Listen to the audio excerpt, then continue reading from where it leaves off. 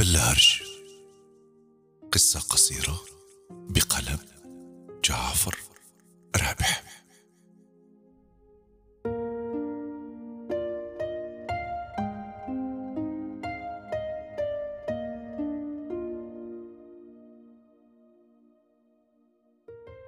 على نفس المقعد بنفس المكان الذي تأتيه كل مساء كأنك على موعد مع قادم، تبقى طويلا تسحب من سجائرك مرارة الانتظار وتنفث في دخانها ملامح الذكريات وعطر اللقاء الأخير. جاءتك متأخرة عن الموعد، تجر خطوات مثقلة بتعب الأسئلة التي تلاحقها كل مرة تهم بالخروج لتلقاك، ويسبقها إليك فرح اللقاء. ما إن ألقت بنفسها جوارك حتى طوقتك بذراعها وأسندت رأسها على كتفك كأنها ترمي بكل حملها على جسدك.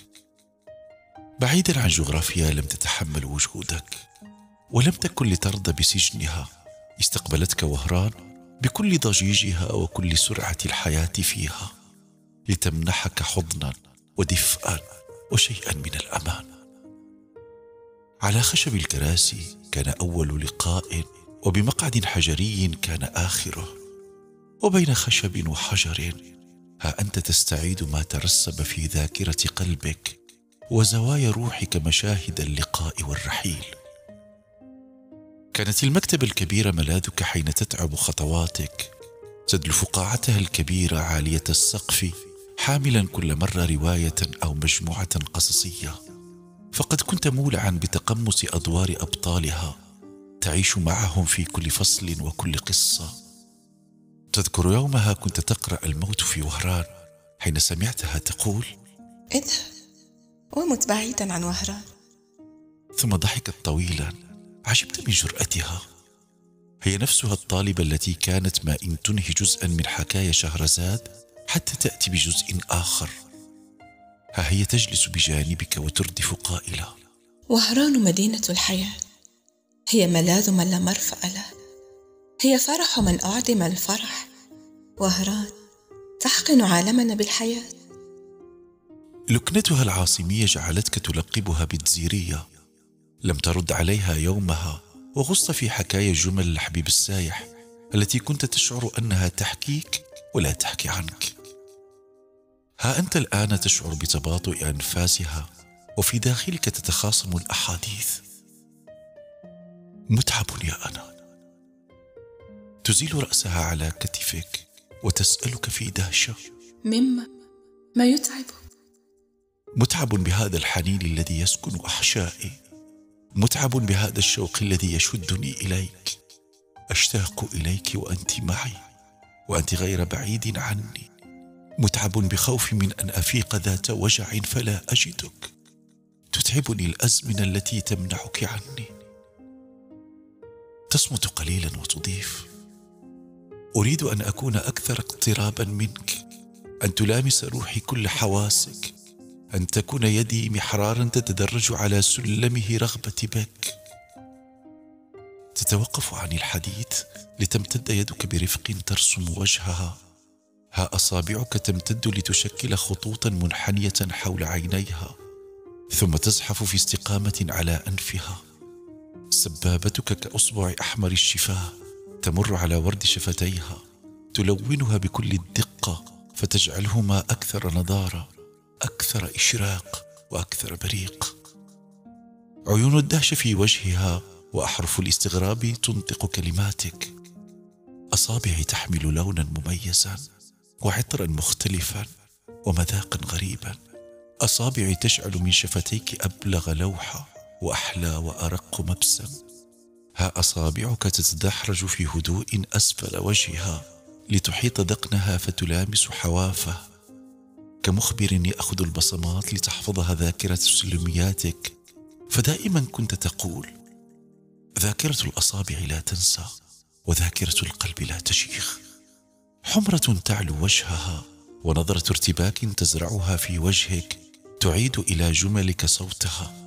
أصابعي ليست من لحم ودم، أصابعي من لهفة، من جمر المحبة، وأمواج شتاء تنكسر على شواطئ ملامحك.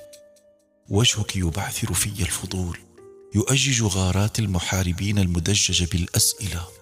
وجهك معركتي الأخيرة. ترفع عينيها إليك، تغرس نظرها بوجهك، تهمس. ملامحك تشبه زائرا جميلا يمطر سمائي بالسكينة، براحة طفلة هاربة من خوف الآتي. أحط كفراشة على شفاهك المنحوتة بدقة، حتى في صمتها مغرية. وحين تبتسم تلفني في زوبعة من الرغبة، فتقذفني في فضاء الجنون بين يديك. تبتسم وكأنك تريد أن ترى ما تفعله ابتسامتك بها، وكأن بالطمع في سماع المزيد منها يستبد بك، فتسمع صوتها يزداد ارتفاعا واقترابا من مسامات السمع عندك.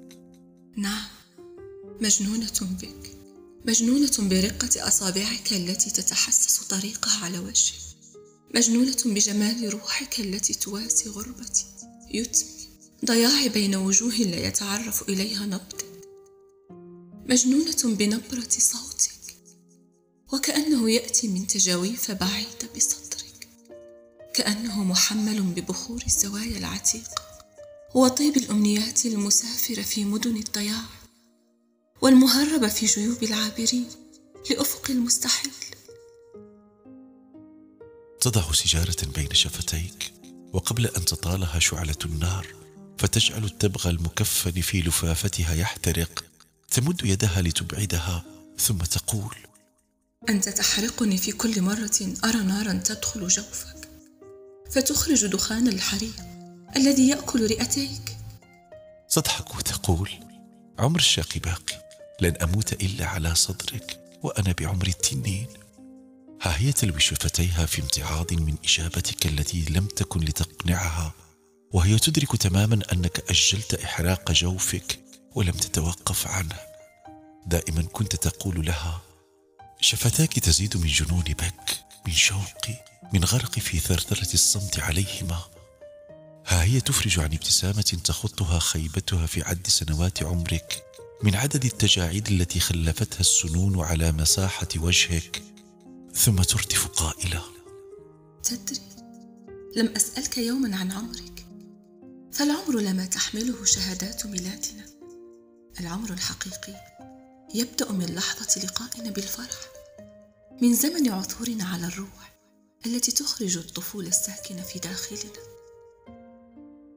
تخفض من صوتها ليصير كوشوشة طفل يهمس بسر في أذن أمه: لم تكن السنوات إلا محطات يعبر بها عمري، على قلتها كانت ملامية الملامح بلا أسقف ولا جدران، كانت مجرد أعمدة من إسمنت مغشوش لا تقوى على حمل غطاء. سنوات عمري كانت أرقاما مشنوقة بقاعة انتظار. سنوات عمري كانت مجرد رقم يتغير كل شتاء. هي تعبر وجهك وضحكة تشق صمت المكان، تمد يدك لتمسح على المساحة الكبيرة التي تزيد من حجمها السنوات، بينما تردد في سرها: مجنونة من توقف عمرها على ملامح وجه أو رقم في بطاقة هوية. شعرك الأبيض يثير كثير الاستفهامات والأسئلة في نفسها، تود لو تسألك عنه: ترى متى وكيف تحول لونه؟ هل كان بنيا أم أسودا كلون حاجبيك؟ كم هي جميلة هذه الحواجب، تردد بينها وبين نفسها. تمد أناملها الناعمة تمشط شعر حاجبك، لعله الشعر الوحيد الذي بقي به أثر صبغي. تسألها وترسل تهنهيدة من سرداب العمر الذي مر دون أن تدري. لا تكترث لسؤالك، كما لو أن مطر الأسئلة التي تبلل فضولها أصمها عن سماعك، وتسألك: أكنت بشوارب؟ تبتسم وترد دون تردد أو تفكير، وأنت تمرر إبهامك المنفرج عن سبابتك أسفل أنفك: نعم. ثم تردف قائلا: تركتها عند الحلاق يوما حين بدأ يخالط سواد شعرهما بياض. تصمت قليلا ثم تواصل حديثك، وكأنها نكأت جرحا أو أيقظت شبحا يسكن ذاكرتك. كانت نظرة الآخرين إلى وجهي تقلقني، شفقتهم على ترجل الشيب على محياي تزعجني. حديث المرايا حين أقابلها كان أكثر قسوة، كانت تبصق على وجهي وتقهقه كأنك تعيش العمر ضعفين. عمري كنت أحمله في حقيبتي، مدنما زغب تحت أنفي وحقيبتي مجهز للسفر للرحيل. أبحث في كل رحلة نحو مدن الضوء والألوان عن نجاح فألاقي الفشل، عن فرح فلا أحصد غير الخيبة، ربما عن أمل أو ألم لم تعد تعنيني تفاصيله. حقيبة سفري دائما جاهزة، دائما متأهبة، دائما تنظر إلى الطريق. جربت البقاء بين جدران رطبة تسيجها أسئلة القريب قبل البعيد، وحتى بلاط شوارع مدينة يسأل لماذا يبقى؟ متى سيرحل؟ لعنة أسئلتهم كانت تلتهم صبري وتدفع مسائل شنق حقيبة سفري على كتفي وامتطاء عجلة الهروب نحو أول بريق يلوح في أفق الحلم. ها هو الصمت يلفكما من جديد، وها هي ذي تنظر بعمق في عينيك السودوين، بريقهما يخبئ كثير الحكايا. تحاول أن تسافر فيهما، أن تغوص في عمق ما تحملان من وجوه عبرت بهما، أن تبحر في أزمنة بعثرت فرحة تسكنهما.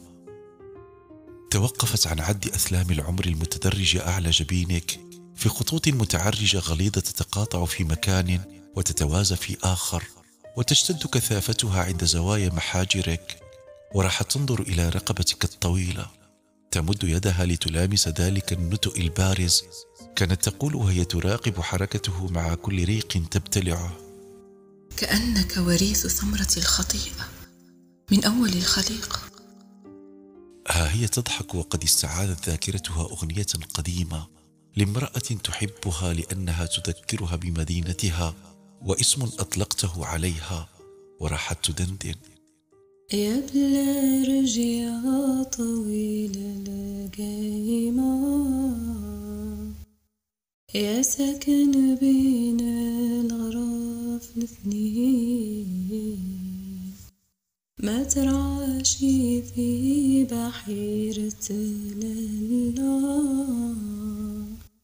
مولة الخلخال بورتلين، يما يما شوشتي مضفورة، عندي 7 سنين ما صليت، كي جيت نصلي نسيت الصورة، اتفكرت لي فيه وبكيت. أوقفت شرودها مع اللحن بقولك: صوتك يشعرني بطمأنينة، صوتك يحلق بي في فضاء الأمان والسكينة. ثم تردف ضاحكا: كيف تشبهينني ببلارج؟ ثم استدركت قائلا: بلارج الطائر المهاجر يأتي مدينة الطفولة كل خريف، يبني أعشاشا على أعمدة الكهرباء العارية، إلا من أسلاك نحاس فقدت بريقها بفعل كيمياء الهواء، أو بنايات عمومية قديمة بأعالي المدينة.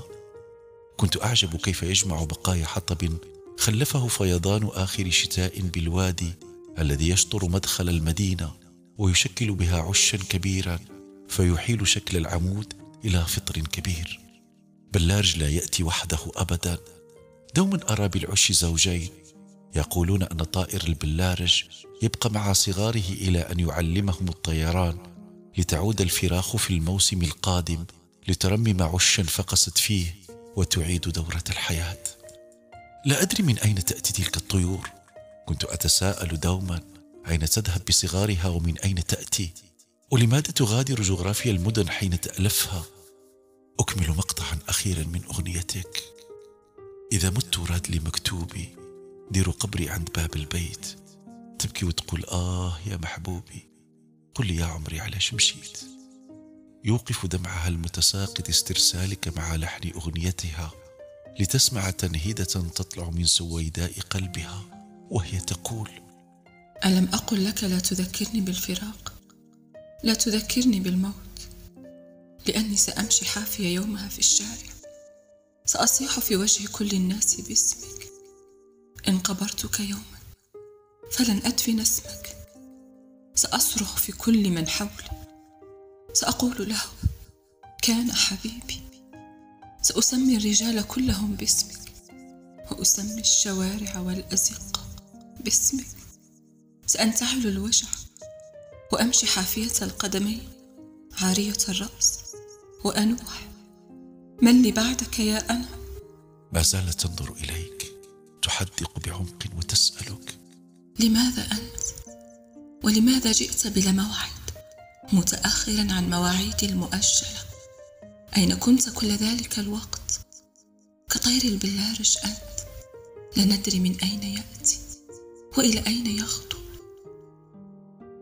ها أنت تستوطن قلبي، تبني عشك الواسع فيه، تبنيه بصدقك، بإخلاصك، بهمسك وصراخ نبضك، إلى أن صار صوتك لغتي وتسابيح صلواتي.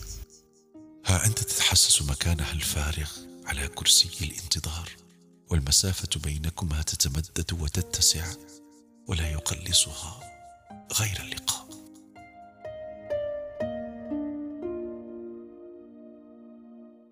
بلارج، قصة قصيرة بصوت جعفر رابح.